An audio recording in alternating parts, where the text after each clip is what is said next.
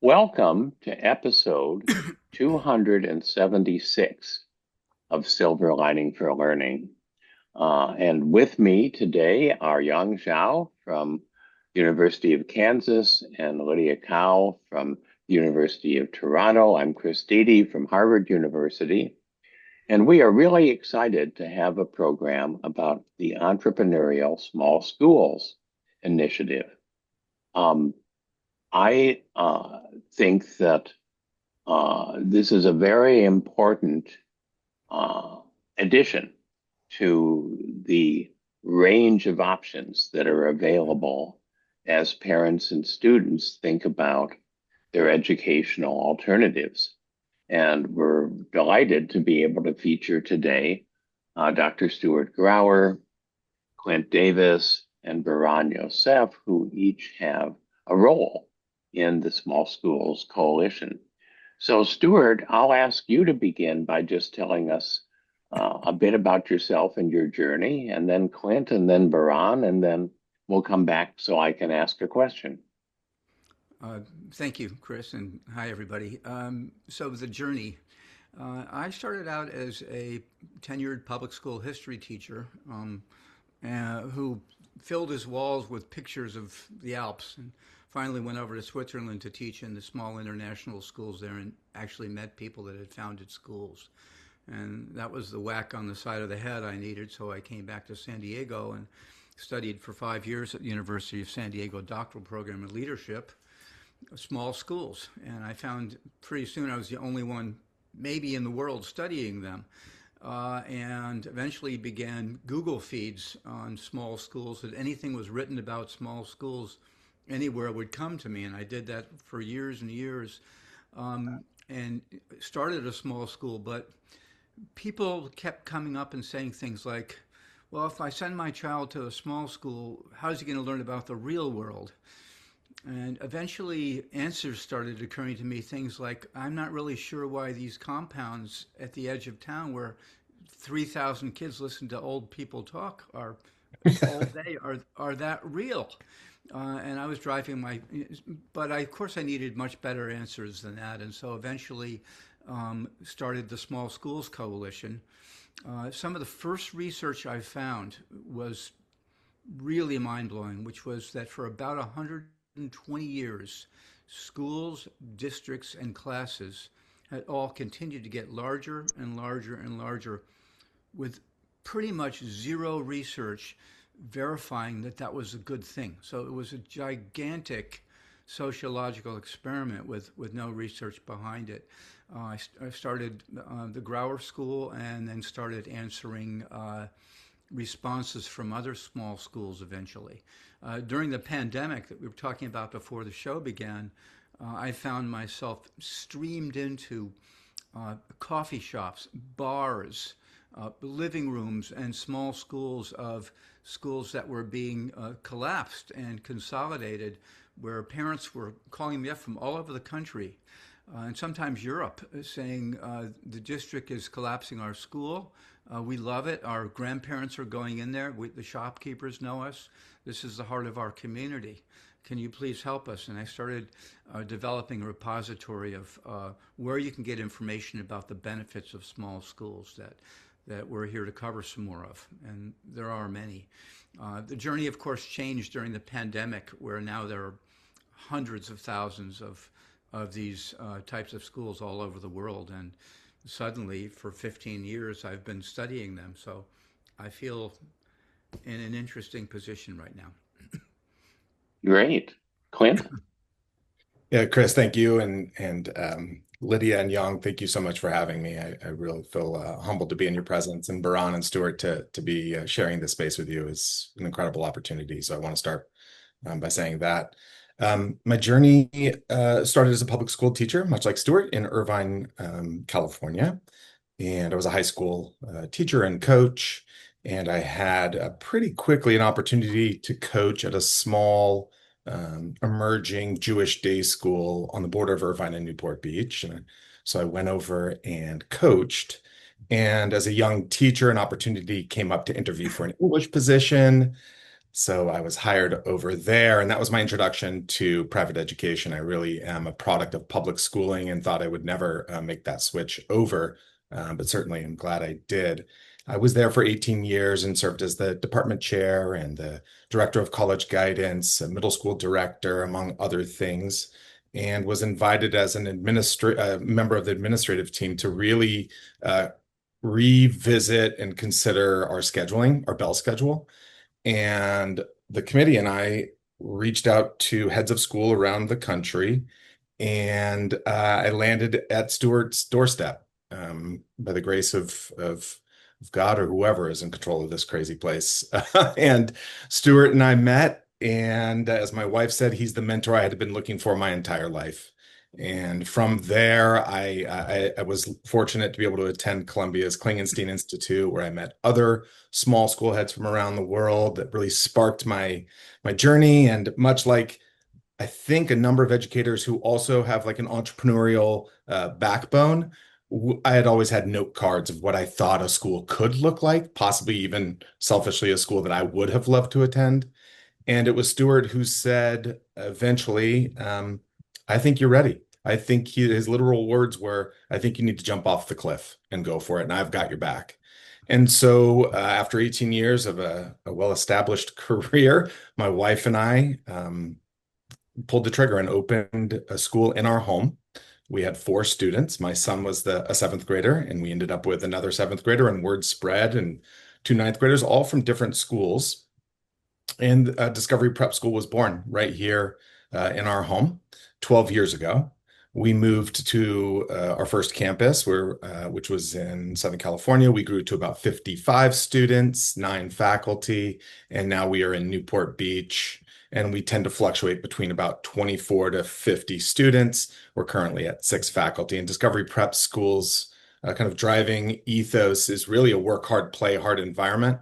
It's a place where kids who are curious and kind thrive. That's who we're looking for in our admissions process.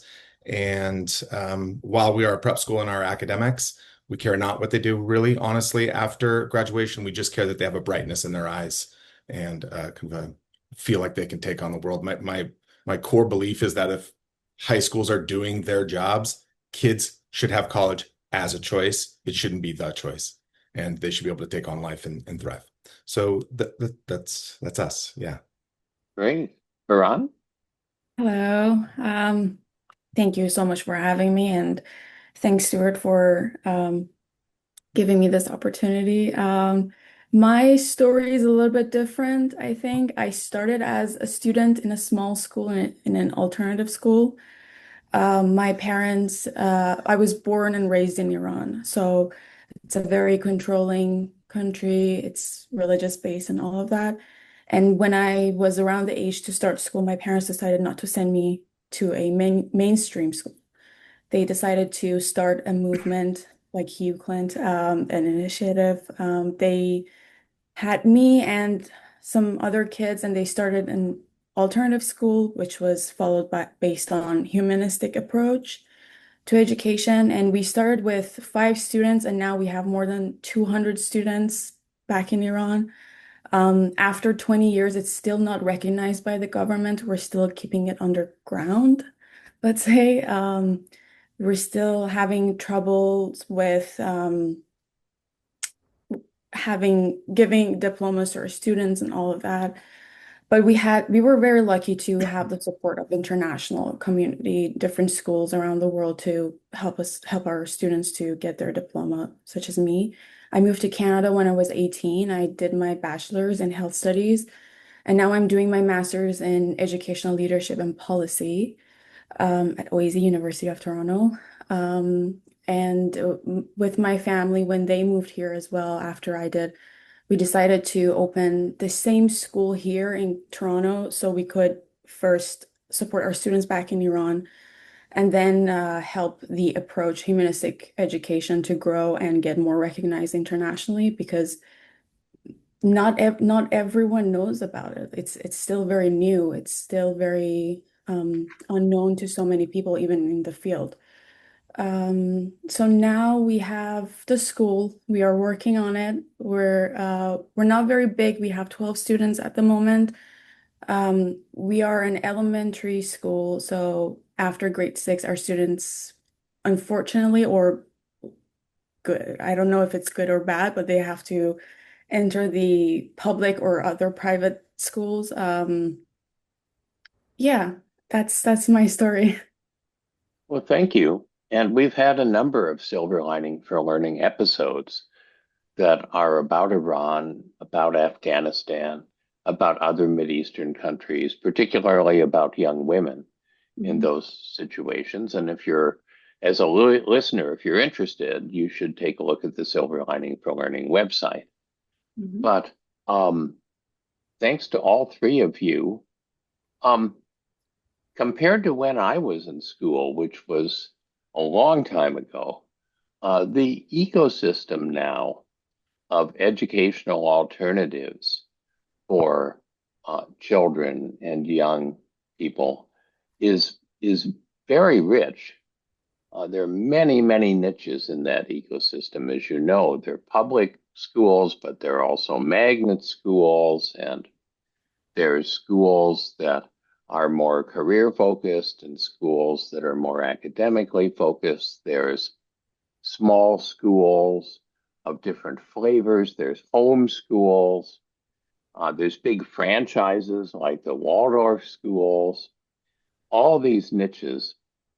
And interestingly enough, a couple hundred years ago, the biggest niche was small schools because the country of the United States was rural. And there were all these one-room schoolhouses with a single teacher and all 12 grades in the classroom. And of course, then the big problem was isolation. And now that isolation, because of digital advances, doesn't really exist in the same way. So um, I'm interested in each of you talking about your niche in this ecosystem and what might be the reasons that a parent or a student would say, I've looked at all the niches and this is the one that's right for me. Yeah, the thing that parents are looking for uh, right now more than ever are connection, mattering, and safety. There's no virtually no violence in schools of less than 100 or so, uh, and nothing, and emotional safety as well. So that's what we're looking for. And the real question that is going to come out because of technology that you mentioned, Chris, is uh, can these small schools offer the programs and the depth of instruction and we mistake just like we mistake size for the strength of an organization. We also uh, mistake the number of programs that schools have. And really, the only program in small schools is connection. And so, what we're hoping is that AI and the emerging technologies going to come out are going to have a distributive effect. They're going to democratize education so that everybody has access to geniuses and the best listeners in the world, which can be provided to us through technology in order to free up our schools so that the teachers can connect through relationship building. Uh, Almost as though the most important thing that can be happening in these small schools doesn't have to be in the classroom. If you want to study amazing teachers, watch the way they interact all day long. Watch the following they have with kids. Watch the mentoring that's building up, and we can all study the skills together, and we can study the content together, like we did on the prairie. I really love what Stuart said about mattering. Discovery prep, in a bit of a nutshell, is conceived in thirds. The academic arts and electives is, your third, your one third. We're expeditionary, much like the Grauer School, and in fact, in the fashion of the Grauer School, which means we are off campus with our students in support of learning or support service to others about 30 to 45 days a year. And the third is that we're project and quest based. And that really is the entrepreneurial piece of our school, where kids are given an opportunity, either individually or collectively, to dive deeply into an area of that might be an emerging interest, whether that's robotics or arts, computer science, or cryptocurrencies. We've had kids explore all types of things. But all of that aside, that's amazing. Those are the niche pieces of our school. It's the mattering, it's the relationships, it's the contact with the teachers outside of the classroom. It's when we are living in an orphanage together and feeding each other in Baja, Mexico.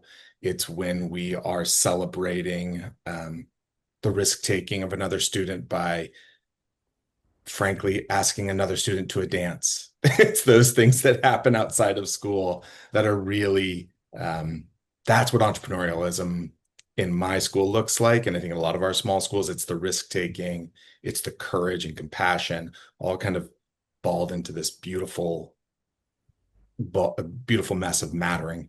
And then the kids have, they feel connected. That's what they reflect anyway. It's very Baran? interesting for me to hear the same ideas. It's because I'm coming from a different country with a different ideology, but yet we have the same approach to small schools and why we think it's important for families and why they choose us. But for us in humanistic schools, the students individually are very important for us, and we see children where they are, and we help them to grow and develop as much as possible in their own way. The social emotional intelligence is as important as the, the academic skills, science, math, and all of that. And we try to combine them together in a project way in school. So it's a project way um, learning, which is also an experiential learning. So um, I think this process is very interesting for families to choose us. And again, I have two different reasons for two different countries that I'm working in Iran and Canada. It's very different. So for Iran, it's more like it's a new environment for families to help their children grow in a way that they never had the opportunity to grow, to think freely, to experience what they're actually interested in. But in Canada, it's more about that social and emotional intelligence aspect that I think it's more important for families to choose a school like our school or other small schools. Yeah. Jan, do you have a question? Yeah, well, thank you. This is very, very interesting for me because I attended a small school, not by choice, but by necessity. I grew up in a village in China, and the village during the Cultural Revolution, they had to have one teacher who would teach about 60 kids of different groups. So I attended one. But then, of course, I've been following the micro school movement, recent years, in the US. There's a lot of micro schools in like Arizona, Florida, that's growing. And then you have a lot of online schools. And then, of course, I think we all remember, Chris, Bill Gates Foundation tried to divide big schools into small schools movement. So what I liked about what you guys were talking about, Stuart, Clint, and Baran, is that the idea about intentional is small. Intentional. So that's very different than try not necessity, because you're intentional. I also visited some of the small schools. Remember, a few years ago, I think was someone from Google were creating that in the small schools in California, in different places. I would really like to learn from you, both from a research perspective, because Stuart, you've gone through all over the world to understand that, and of course, Clint, what drove you, quitting public schools to start this, and Baran, of course, your ideas about a different kind of school from Iran, from the government controlled, and so that's really about the intention, the intentionality. How widely is it really shared? Or in another way to think about it is that do you think small schools as possible when Lydia was talking about small schools as possible spots of innovation? Because in your on the website, Chris, you talk a lot about in the age of digital technology or AI and other tools, how do we matter? How do we connect? And how that helps. So I think overall, I just want to our audience to get a chance to understand small schools by intention, and if that's possible, could government schools in the future be funded as such? Because right now it's all entrepreneurial, it's all private, and how can we move forward with that? Actually, Young, governments are funding it now much more than ever. Um, but with respect to what you said about innovation, there's more innovation going on than just people uh, like Baran and Clint and I and hundreds of thousands of small school leaders all over the world trying stuff. It really is about kids. And when you can clear the path and create schools that are small and personal and relationship based, more like forests than factories, it's not only about the innovation of the teacher or the leader, but the curiosity that develops with the kids when you free them up to really discover things. I will say at least 17 states, probably more now, uh, Department of Education funding is going to educational savings accounts, voucher programs. A lot of charters are starting up, so states are increasingly funding very small schools. And these are becoming innovation hubs. Um, like you, one of my formative and favorite experiences in education was teaching a class of grades 3 through 8. And since I couldn't teach them all at once, it was obvious that we were all learners together. Um, we didn't have that much technology, so we would listen to record players learning Spanish together. And we would all do things that people do on AI right now, and then we would go out and run and explore things. And so I developed a concept called expeditionary learning, which is where you're preparing in the classroom so that you can go out and experience things firsthand. And that's kind of what I mean by schools more like forests than bureaucracies or factories. And so just getting out of this bureaucracy is what many of us are really looking for, making education a liberating experience for teachers and students rather than a controlling experience. And we can get more into the research behind that if you like at some point. Yang, what I heard in your question was kind of a 30,000 foot view and kind of a nuts and bolts. So I guess maybe I'll speak to and piggyback on what Stuart is saying on the 30,000 foot view. Um, I don't believe there's any innovation without freedom.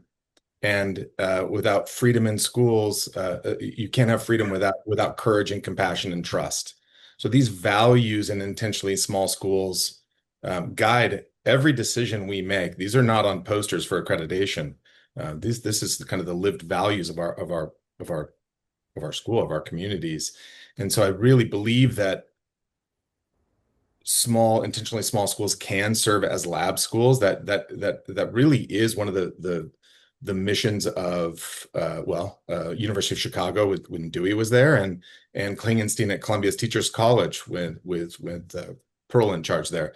The idea was that private schools could serve as labs, but the real challenge there is the freedom. When kids come to our school from public school, it takes a good semester to get used to the space, right?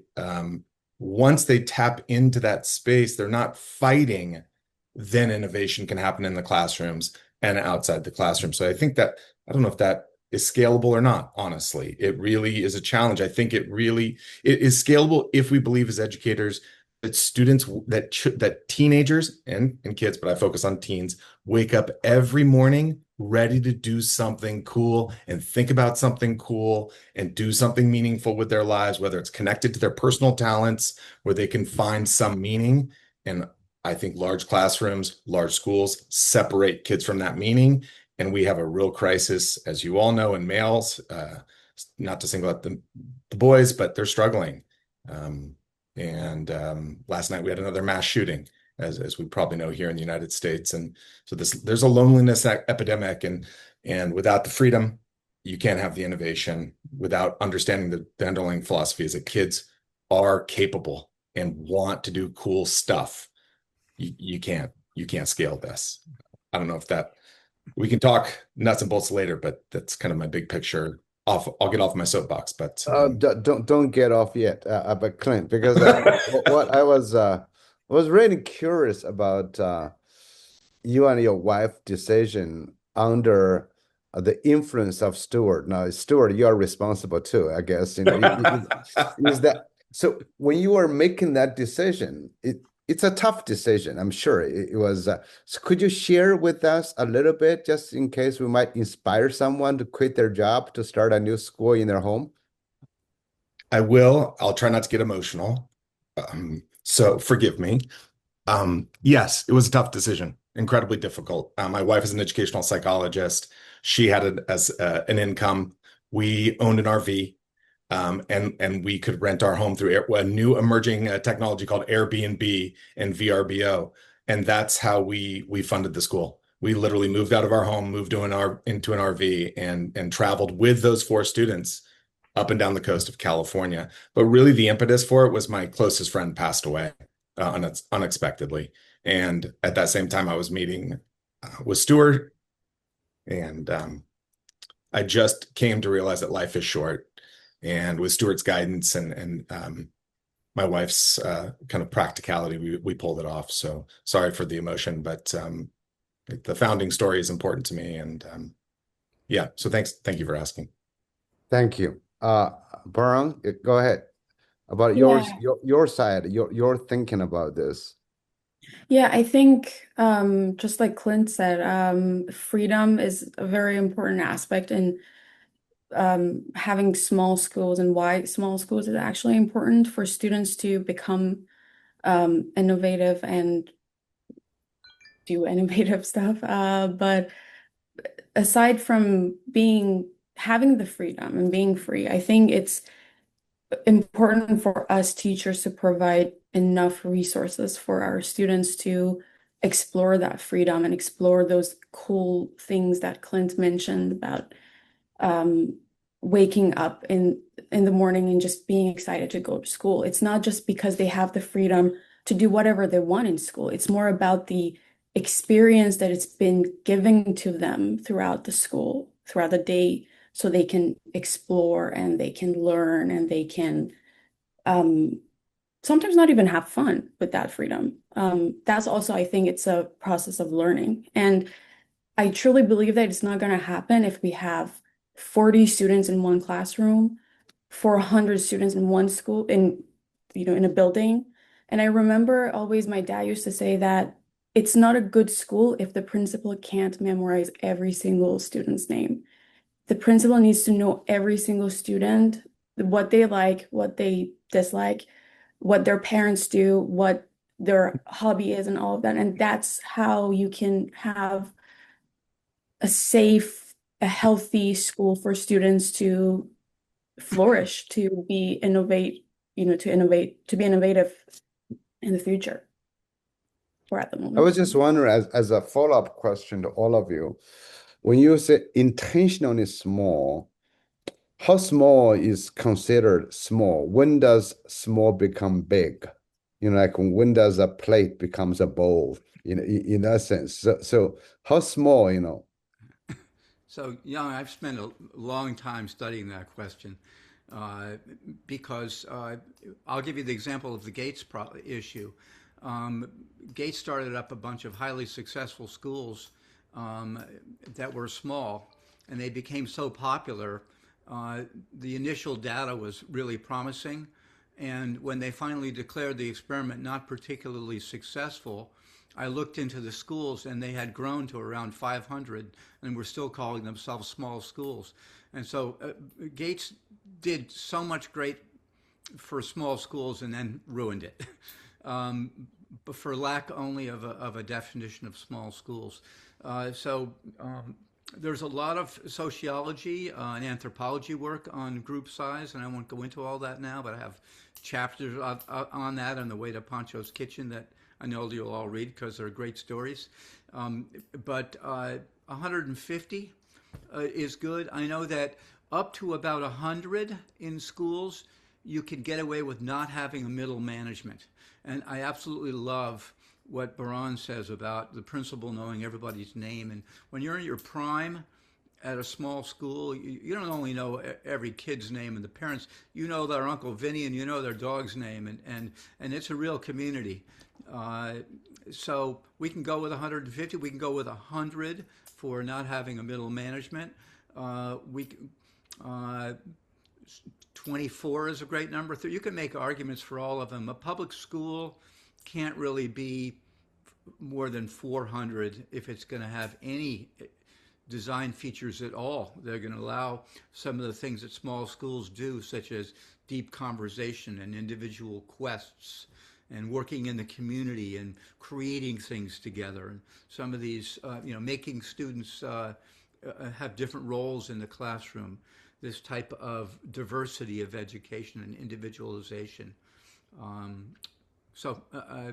That's a start to the answer, Young. It's a great question. Thank you. I couldn't agree more. I do think one thing that's left out of the discussion, if you're looking at scalability, might be teacher caseload. So you can have a little bit of a larger school if you're able to spend money and have classrooms and teachers' workloads smaller so that the relationships can form, right? My faculty, our students have our faculties and my cell numbers. If they're struggling with a personal issue, they can reach out. If they're struggling with an essay they're working on, they reach out and we respond very quickly. It's that connection. You can have that. That scalability can exist, but it's expensive, right? 83% of our operating budgets are faculty. But I think with Chris's work in emerging technologies, specifically in AI and maybe some new teacher training, it might be possible to integrate classes more like we do, right? And that might provide more scalability with science and math blended and feeding each other. The humanities kind of feeding each other, and then AI serving as maybe an infrastructure or a backbone, not replacing relationships, but allowing for the smallness to maybe be scalable. I don't know enough about that and haven't really studied that. So, but I'd be curious to know if somebody was doing that work. Yeah, I think it really depends on the resources you have as a school. So we usually have in our classrooms, we have a ratio of 8 to 1, 8 students and 1 teacher. We don't want more students in one classroom because then the teacher they can't, focus as much possible on each student. But yeah, it also depends on the school building. We used to have a small building, but then we had more students, more enrollment, so we had to get another building. So we added an another building. But yeah, the financial resources, the teachers, I think they're all depend on the size of the school. Can I say one more thing? I met with a teacher yesterday. She's a public school teacher, and she's actually enrolling her son at our school. Sorry, she's not public. She's at a large private school. And she said in our conversation, I could never teach here. And I thought that's so interesting. And it speaks to hiring concerns and scalability. And the reason she said, which I hear often, and Stuart and I have talked about, she likes the silo. She really likes having her textbooks, going into her classroom, having her 2 preps for 5 sections a day. She ignores everything that's happening outside of that. She has relationships with her 175 to 100, let's say 150 to 170 kids, which she likes, but those relationships, when the day ends, they stop there. And that is unfortunately what school looks like for a lot of teachers. And so the scalability is probably in that recruitment. It speaks to the entrepreneurial piece and the relationship piece. The vulnerability that is required to do the work that we do is not for everybody. Yeah. Yeah, exactly. Thank you so much for these vivid examples. And then like I feel like school might be even like the wrong word to describe the kind of work you do. It's like a living community that people are learning, living and evolving together. It's not like a traditional sense of school, like everyone like have very concrete roles. It's very relationship based, and people are really like evolving together. I think is really wonderful. And so and also like in the age of AI right now, like people talk a lot about AI in education. And one of, I guess, the catastrophe what AI might cause is everyone start to have their own like perfect companion tutor and just interacting with their perfect AI while completely neglecting the people, the community around them. But with the AI doesn't have to go down that route. So I think small school like you guys are really leading the work to reimagine what is really possible when we put human our community first while integrating AI into the picture. So thank you for that. So my question is about like kind of relate to Yang's question. Like, let's say someone is listening and they are so inspired, they say, you know what, I want to start my small school. How do they like get started, first of all? And another question is from our audience, is also related. It's from our audience, Konstantin. He asked, having been in two founding school teams in Asia, a lot of his stress like, is rooted in like finances. To like from a managerial perspective, financial sustainability is a big challenge for these vision-based and community-based small schools. And he's wanting to hear your input on that, and also imagining whether you can see an opportunity for AI in there to make that to remove those initial barrier for people who want to start a small school. Wow, Lydia, your description of a school as an ecosystem speaks very deeply to any small school founder. And there's no question about it. The first few years, you're liable to eat a lot of potatoes. And I mean, I think I made $70,000 in the first 7 years of my school, but I never really thought about it. I think you just have to have that passion. And a lot of people start just because their own kids are involved, and that's where they get that passion. It's surprising how many people put their own children in their own micro school or small school startup, but then they have to face that sustainability issue. And if you have that passion, you're just going to stick with it and make it happen. You've got to be a bit of an entrepreneur. But entrepreneurship, what better core skill for a teacher or a school leader?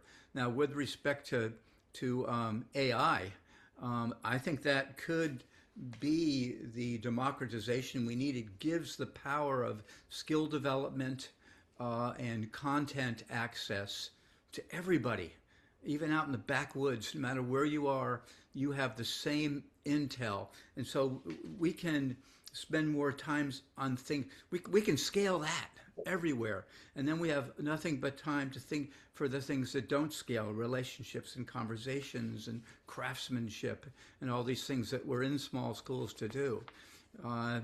So I hesitate about this particular analogy, but I've been playing with it so much. Why can countries that are small and relatively not as wealthy compete in war with gigantic mega powers like United States and Russia? And the answer is drones. And I'm starting to think of small schools like drone technology, that they're making the battleships obsolete. And everywhere we go, we have this technology. We can take it with us. And once we have that, we're starting to turn AI into something that's more curiosity-based. And I know people, and actually Yang, one of your courageous minority leaders, was talking about this recently too. You have starting to use AI, programming it to be strictly Socratic, so that it's prompting students to think and to generate, and everybody can be on that learning curve, on that zone of proximal development, in that Goldilocks zone, or whatever you want to call their learning edge, so that we can get through the skills and get the content, and then turn the school into the real relationship-based living system that we know it can be. That's a start of a whole book in 3 minutes, but Yeah, Stuart does a lot of thinking, Lydia, and writing. I really can't recommend his most recent book, Poncho's Kitchen, on the way to Poncho's Kitchen enough, about naturalistic environments. So we speak about our school as a tribe often. Stuart speaks about schools as natural kind of forests and ecosystems. And what we all have in common is we're place-based and a little wild, right? Including the heads of school and their teachers. So that's certainly a common thread. Um, in terms of the financial pressures and strain, it's very, very real. I left an established position and followed my values and my heart. I have the guts of an entrepreneur. It does take that. It takes believing that doing good work for kids is the work, and that's what it's all about. That was Stuart's refrain in the beginning for me, and it's what's carried me through, certainly, over the years. There are many times, again, just to really give you the nuts and bolts, there are many times I'm paying faculty and not myself, right? I'm making sure that they are all taken care of before we are. And that can be a real strain on a relationship and on an ego. And so you have to be able to manage that. But at the end of the day, when you're doing good work, man, it's so great to wake up and just I never hesitate. I run the school, I teach still. I wouldn't trade these last 12 years for anything. So those of you who are out there thinking about it, just do it. Just jump in. You'll build the airplane. You'll find the people will find you if you're doing good work for kids. You'll build it while it's flying, which doesn't suit a lot of people, but it's kind of what it takes often. Yeah, I don't know how to explain this. I'm gonna do my best, but it's also based on personal experience. So I'm just sharing what I've been through.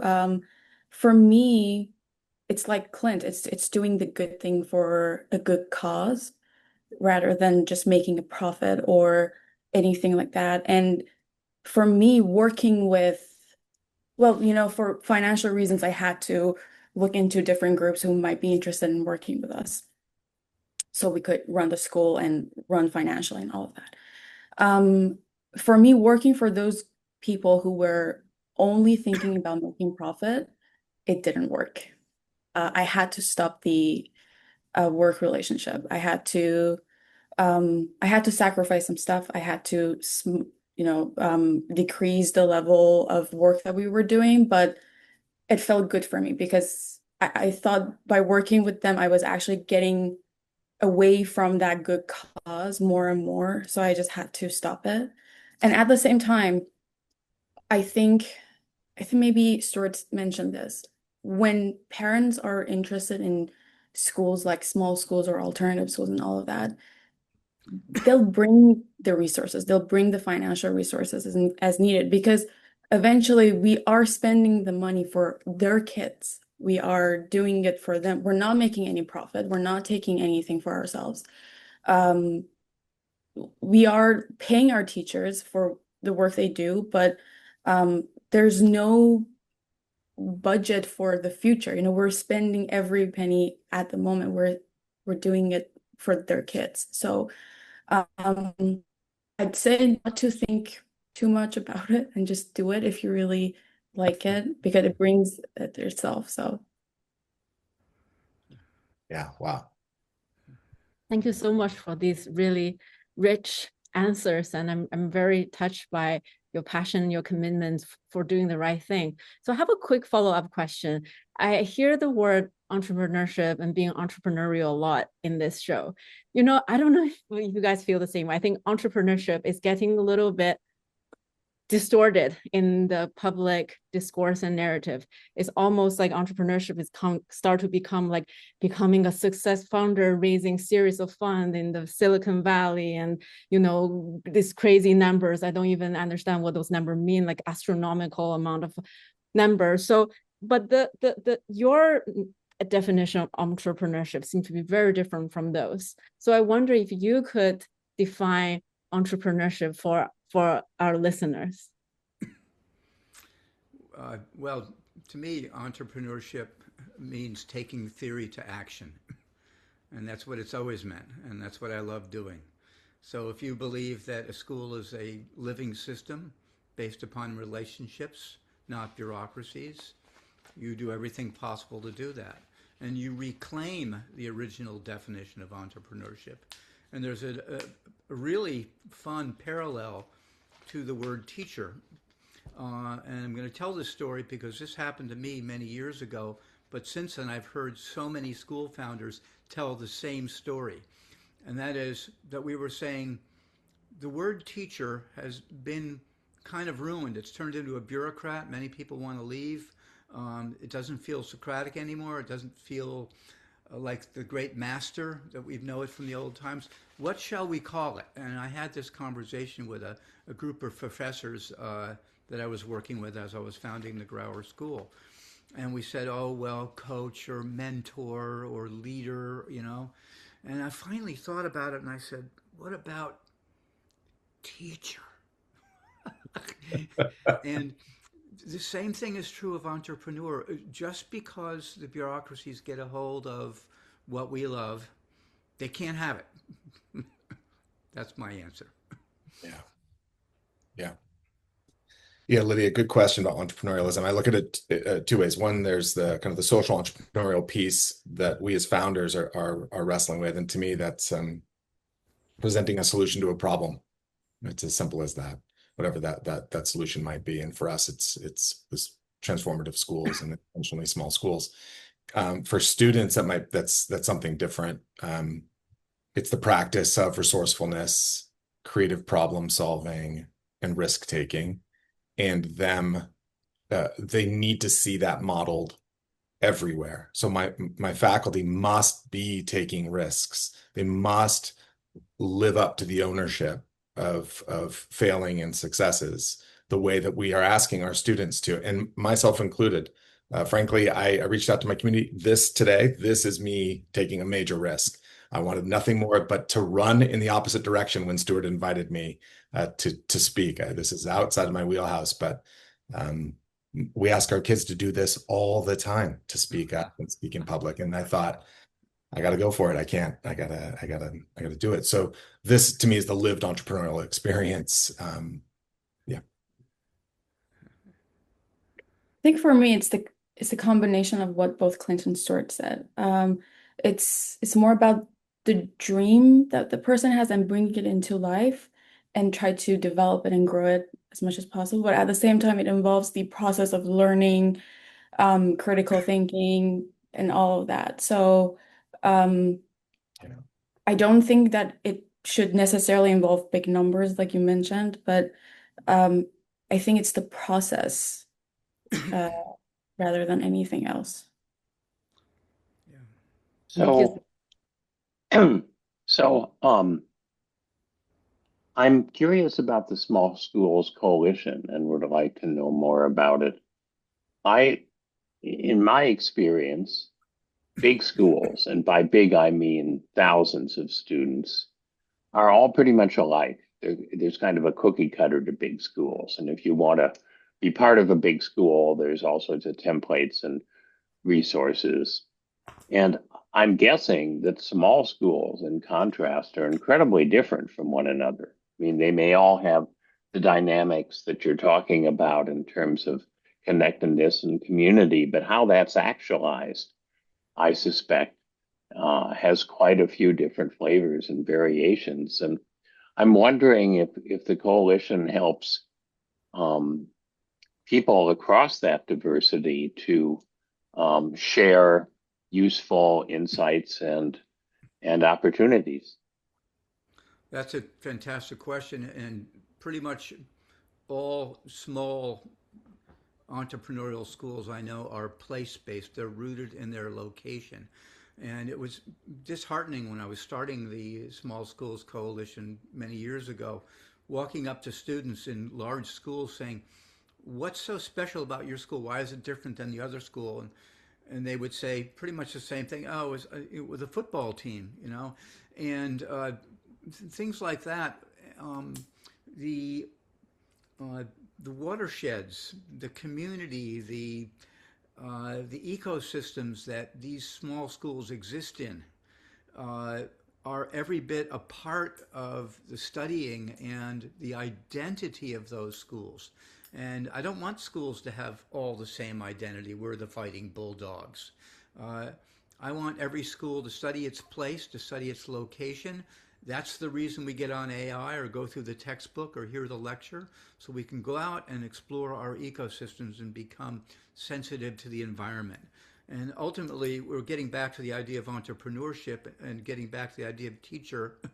We can also get back to the idea of intelligence as sensitivity to the environment. Mm. Uh, and so I think the place-based and the biodiversity that occurs in a natural way in local communities is a huge aspect of the small school movement. Does that answer your question, Chris? A little bit? Yeah, a little bit. Okay. Clint, Baran? I would just speak to the diversity that Stuart mentioned here in the coalition. For us, many of us are on it's a lonely journey. I think some entrepreneurs out there who are looking at this should know you're going to feel alone. You're going to feel small, and you're going to be made sometimes to feel small. Stand strong. The coalition, the Small Schools Coalition, and knowing that others are out there doing this is really heartening for me anyway. I'm here in Orange County. If you don't know this area, it's an incredibly wealthy area. We have this year 24 to 26 students joining us in a week. We are one of 3 secular middle and high schools in all of Orange County, and the others are large private schools, and then all the public. So we are very much alone, which means we need to be very much place-based. And so, as Stuart mentions, we try to ground ourselves where we are, root ourselves in service to others, tapping into the academic and business community around us so that we can broaden students' perspectives and so that the students aren't feeling the smallness.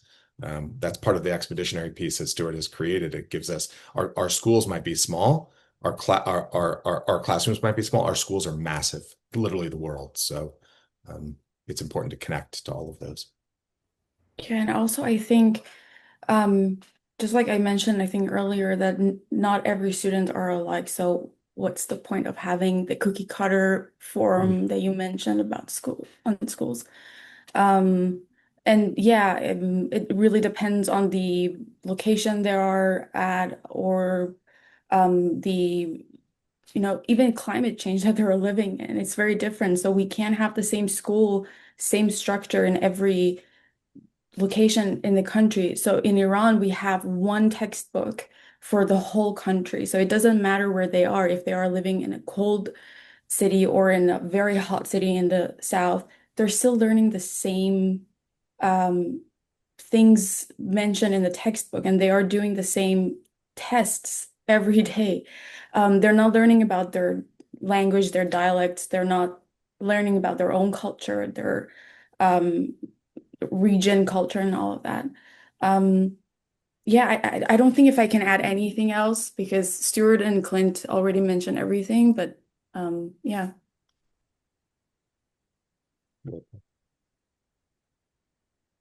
I have a very quick question, which again can take hours to answer. So I was just wondering about because when Lydia was asking about entrepreneurship, and you guys did that beautiful answer.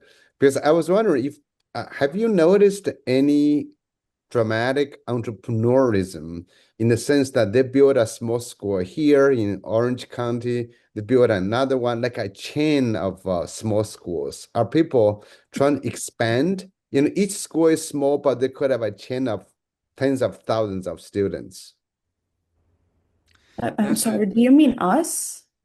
Well, I mean, in the whole small school movement, remember, the ones in California that used to run those micro schools, they Mm. try to build a chain of them, which yeah. did not necessarily work. But it doesn't mean there's no theoretical constraints to say you should not work, but it could work. I was just wondering if you guys have noticed that, or like a Clint, for example, or Stuart, if you guys were so successful, I said, well, I want another grower school in my place, like a franchise in that sense. Young, this is the biggest risk I know, the biggest threat to the small school movement that I know. That every time you get something really cool and local and entrepreneurial and individualistic, um, people are going to try to franchise you, and you can wag your tail and think it's success. And I can't even tell you how many buyouts that I've had to turn down. Uh, but other people don't see it that way. Other people are going to try to make a cookie cutter, and this is happening all over. And I'm not going to name names, but people are franchising like crazy right now, and we have to see where it goes. Whether these franchises are able to keep their local roots and to keep the entrepreneurship alive, and that the franchises are only giving them a reasonable jump start and infrastructure, or whether they're just going to be cash machines that create bigger bureaucracies. We'll see. It's up to us. I couldn't agree more. Here in California, and I'll not name names either, although I really desperately would like to. When profit is the driving factor, when you mask a school as a school, but you're really using it for ed tech development, which is what a lot of them are doing out of Silicon Valley. That's not what we're all about. That's not what we're doing. That's not place-based. That's not relational. That's not about making meaning. That's about making profit. It's not about mattering. That's about profit. And profit is driving everything. You lose everything else. And I agree there are the biggest risk to our small school community right now are those franchise models. Yeah, but let's just say one thing, Clint, that you can, if you're successful and you stay the course, you can have a very successful school and make a lot of money. You can. Yeah. Yeah. But in a sense that, you might want to add another definition, Stuart, that is, it's not only place-based, it's human-based, right? I mean, because once you expand, there's only one Clint and there's only one Baran, and you cannot have too many of them, right? Unless you can split the humans. But anyway, thank you. Baran, you have anything to add? Yeah, just to follow up with what you just mentioned, I don't think that it's my work, or I've learned it from my dad. He doesn't think that it's just for him, the school, the idea and all of that. We always learned, and we always shared our resources and our ideas with other people, just in case they wanted to start a new school or if they wanted to start a new initiative. We have had some people or some groups reaching out to us and saying that they want to open a humanistic school in Iran specifically. And we always shared everything we had. We shared our resources, our experience, everything that we had. It was just a matter of if they could do it or if they could follow we don't have the principles, but they follow the values and all of that. But we never withhold any information or any help. And we always do that. And we always encourage people to reach out if they want to do that. We're happy to help. Well, Stuart and Clint and Baran, as always, we're running out of time before we run out of really interesting things to talk about. And all of us want to thank you for making the time in your busy schedules to tell us about your story and collectively to help people understand entrepreneurial small schools and opportunities that are connected with that. So hopefully we've inspired some entrepreneurs and some parents and some students to get involved in small schools. Next week, August 22nd, we will not have an episode. Many of the co-hosts are busy running around in the summer to different locations, taking the expedition on the road. But in 2 weeks, on August 29th, we will have an episode, and we'll post something soon about what that's going to be about. We're also proud and happy that we're now live streaming again. We will have instructions on the SLL website about how to get involved with the live streaming, and we look forward to being able to feature your questions as well as ours on the show. So thanks for viewing this, and I hope that all of you have a good remainder of August.